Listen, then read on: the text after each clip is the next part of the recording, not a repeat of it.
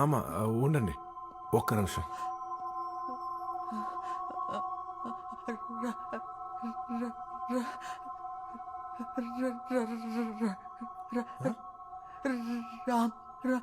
రామచంద్ర మీకు పరిచయం ఉందా? ఏమైందనా? అక్కడ ఎవరో చిన్న చిన్న యాక్సిడెంట్ ఇక్కడ. ఏం కంగారు పడద్దు, బానే ఉన్నారు, భయపడద్దు.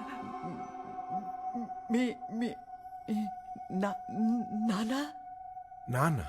మా నాన్న అంత లేదు కాదు.